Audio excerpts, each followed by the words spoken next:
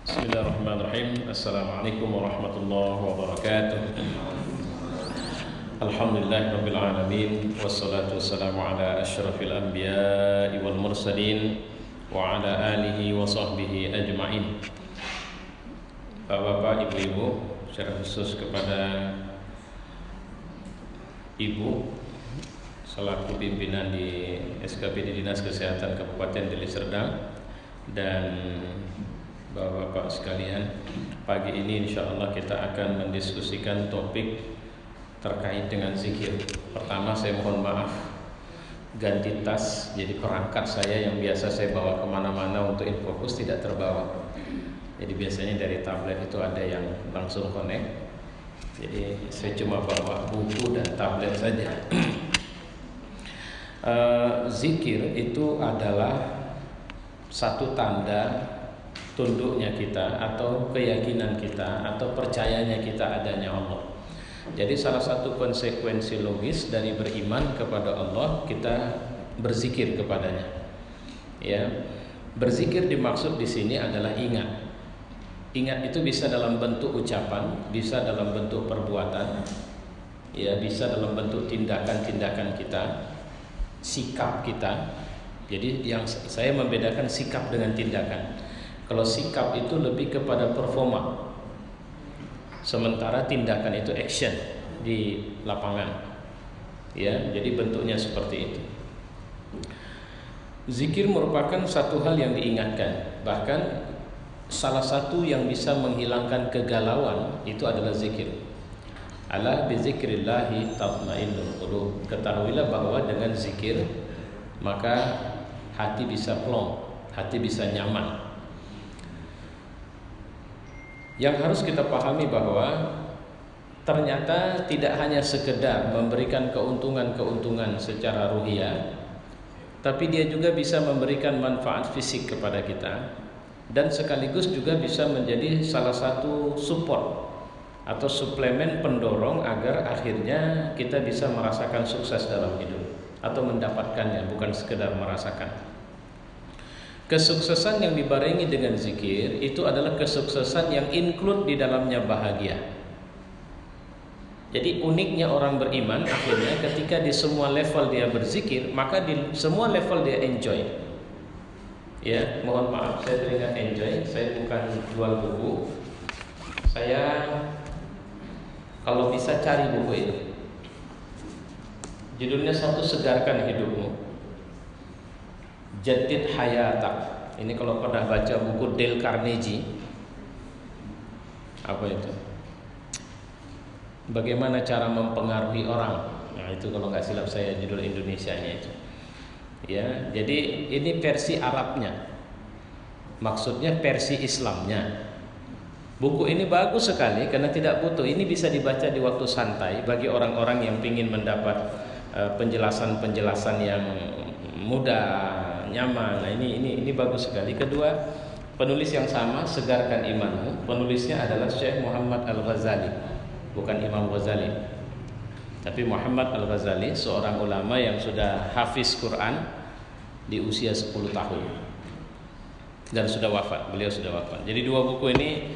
Ada satu lagi buku yang ditulis oleh Muhammad Al-Arifi, Enjoy Your Life, Nikmati Hidupmu.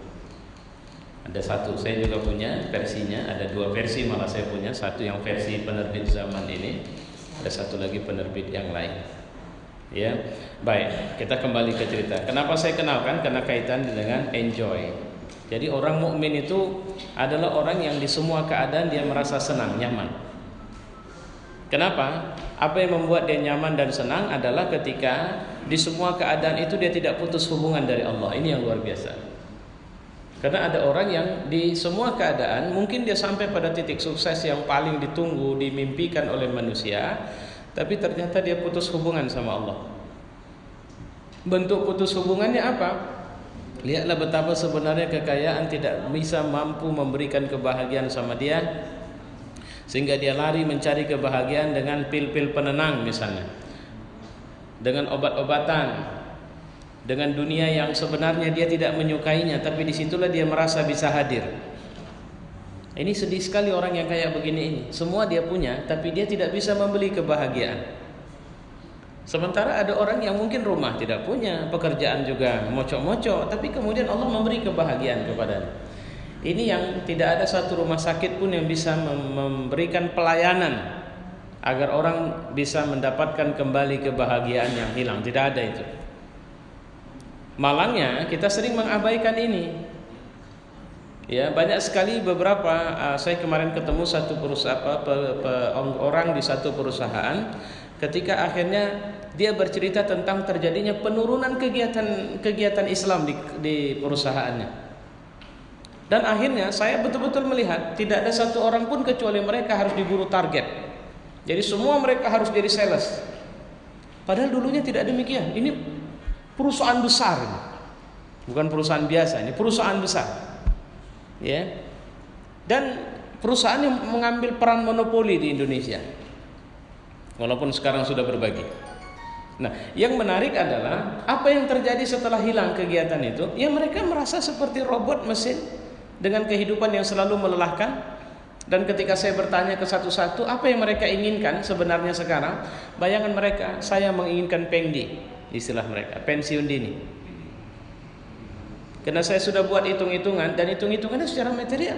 Kalau saya pensiun sekarang, maka saya akan mendapat tunjangan sekian.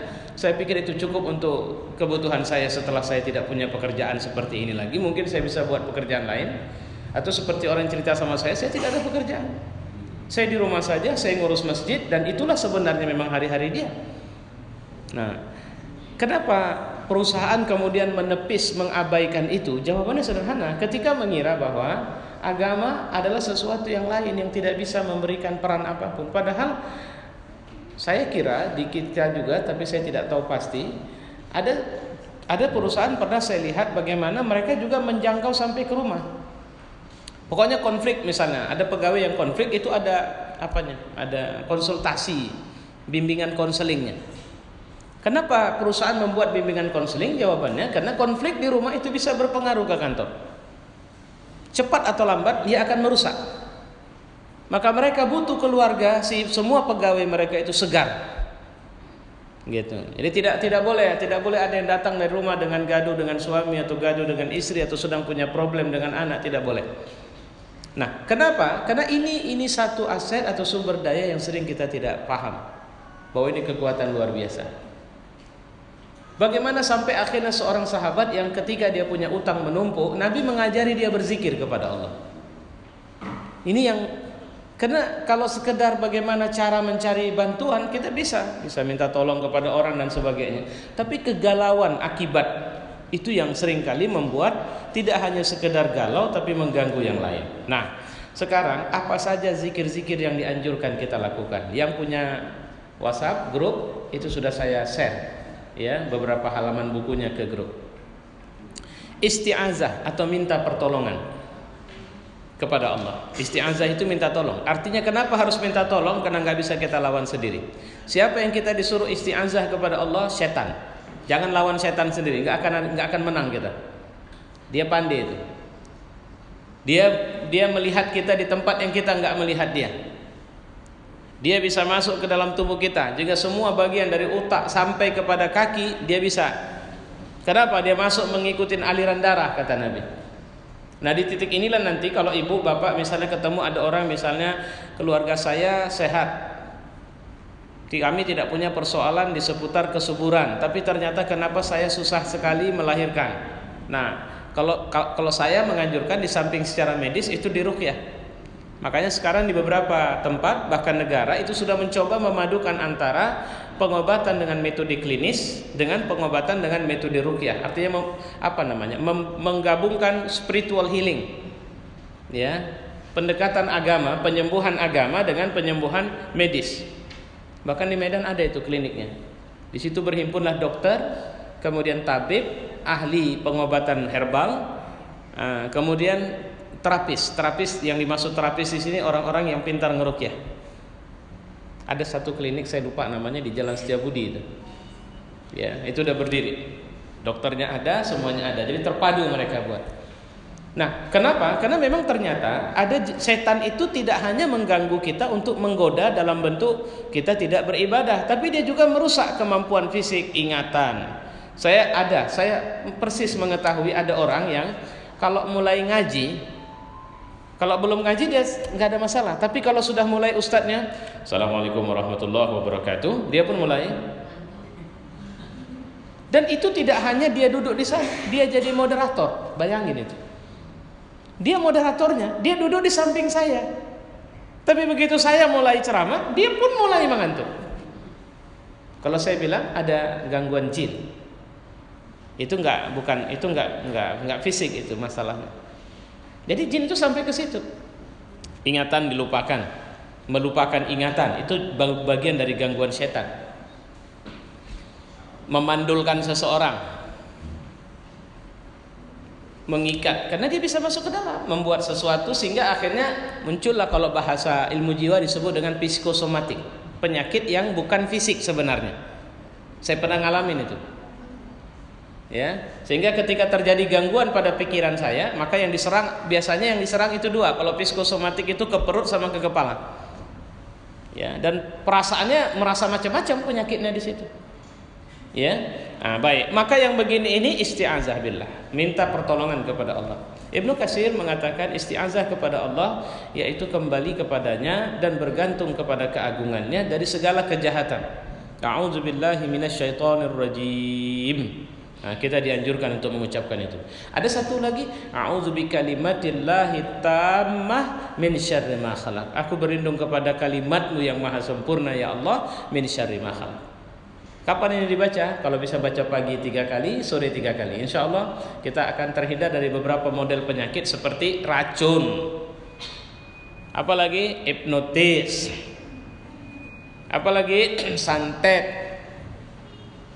Dia akan melakukan proses penolakan, dan ini ghaibiyah, tidak bisa kita lihat dengan pendekatan fisik kita, nggak bisa. Apalagi zaman seperti sekarang, penipuan via handphone, penipuan, macam-macam bentuk penipuan.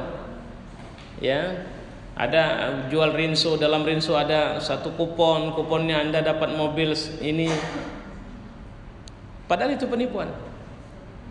Dan malangnya, penipuan ini ternyata tetap saja ada yang tertipu. Apa yang membuat tetap saja ada yang tertipu? Yaitu pesona dunia. Apa? Ingin bayangin duit yang banyak itu, bayangin mobil. Ya, baik. Kemudian yang kedua, zikir yang kita dianjurkan untuk membacanya adalah Al-Fatihah. Al-Fatihah yang saya maksud itu suratul Fatihah. Dia merupakan inilah induk dari pengobatan. Jadi kalau kita sakit demam, dulu saya ingat sekali saya masih kecil, kakek saya panggil dada. Dada saya itu sering kalau saya bilang sakit pening kepala, dia pun baca Fatihah di tangannya, kemudian dia hembuskan ke bahagian kepala. Dan memang kalau perasaan saya ingat saya sekarang memang kayaknya sembuh lah, gitu. Tapi dia memang membacanya dan memang Fatihah itu ruqyah. Ruqyah itu artinya obat, jampi. Bahkan di zaman sahabat, sebenarnya sekarang juga bisa. Fatihah itu obat bisa kalajengking. Itu kejadiannya ketika seorang kepala suku kena gigit kalajengking, tak ada bisa ngobatin. Terakhir sahabat nawarkan, cuma barter. Kenapa dia minta barter? Karena tadinya mereka ini udah masuk ke kampung orang ini, kepala suku ini, diusir, nggak dikasih tempat nginap. Nah begitu udah sakit baru datang lagi ke mereka. Apa kata sahabat tuh? Boleh, aku bisa ngobatin. Serius. Tapi ada syaratnya. Apa? Jamu kami makan malam ini. Kasih kami penginapan yang baik. Akhirnya oke, sepakat, diobatinya, sembuh. Sahabat terkejut, wah bisa ngobatin kawan ini gitu. Tanya balik, apa obatnya kau buat? Nggak ada. Jadi aku baca Fatihah aja nya. Aku bacakan Fatihah, aku hembuskan ke bahagian itu, selesai. Terus akhirnya terjadi perselisihan di antara mereka. Itu dibawa ke Rasul. Ya Rasul, dia ini begini-begini. Nabi bilang, bagaimana kau bisa tahu bahwa Fatihah itu ruqyah? Pertanyaan Nabi ini sekaligus tidak menyalahkan sikap si sahabat yang meminta barter. Kau obati tapi kau kasih makan kami.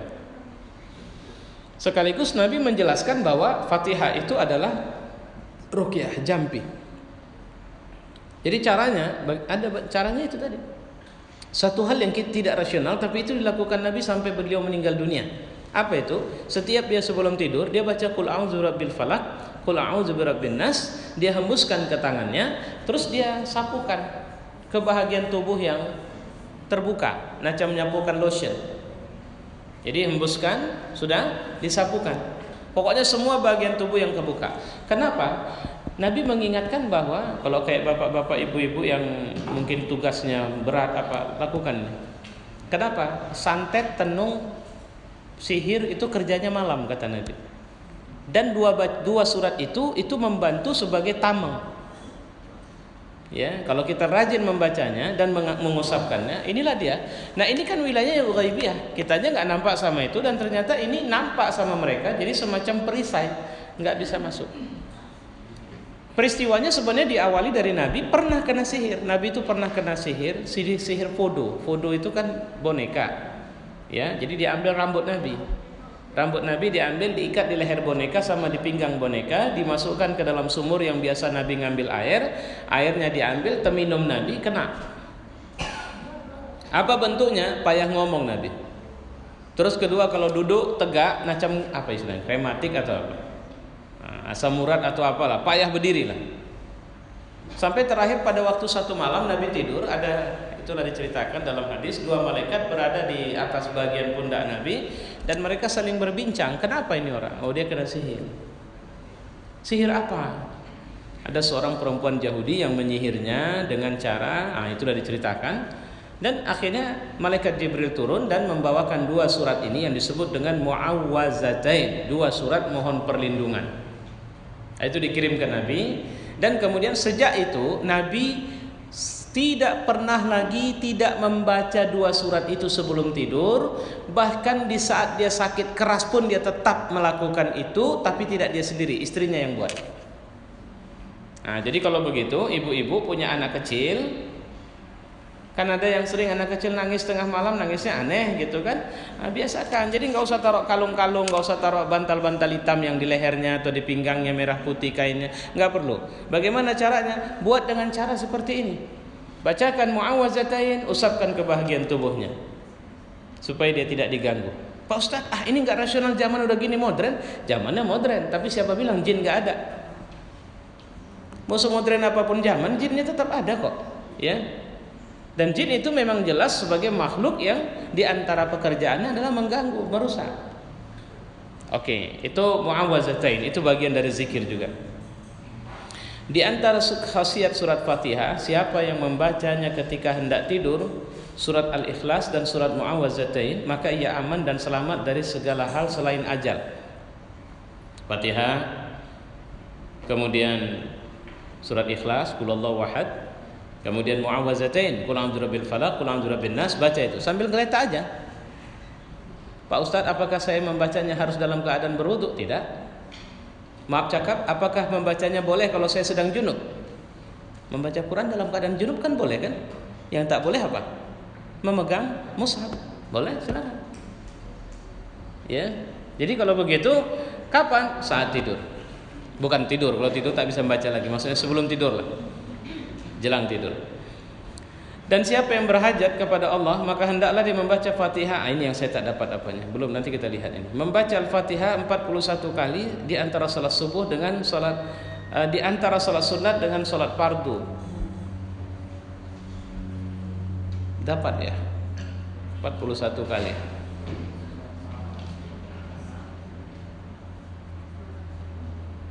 Kemudian memohon kepada Allah apa yang dia mau.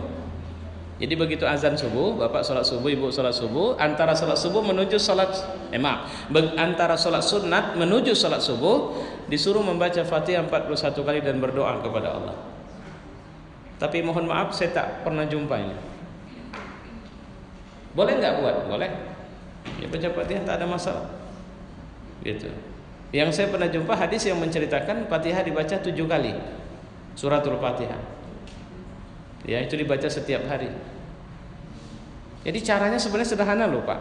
Payah kali ibu bapak nggak punya waktu, Ustaz buru-buru. Oke, pas starter kereta mulai jalan baca 7 kali sambil jalan, bawa mobil sambil jalan.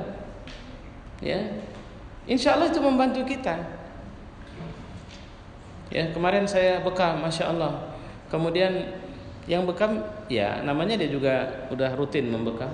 Kemarin apa respon dia yang membuat saya sampai sekarang masih berpikir, Ustaz nampaknya berubah ya, bahagia sekali kelihatan. Saya pikir-pikir, ya memang saya nggak ada masalah penyakit apa semua belakangan nggak ada. Saya bilang, ya saya lihat ini badannya setelah dibekam juga kelihatan nggak ada masalah, perut bagus apa semua oke, katanya. Biasanya selalu dia bilang, Ustaz ada kena ini, ada kena itu, ada kena ini. Nah saya melihat masalahnya juga memang salah satunya zikir. Ya. Kedua, jangan biarkan masa depan itu mengganggu sekarang. Persiapkan saja apa yang untuk masa depan. Ketiga, jangan biarkan masa lalu membelit kita.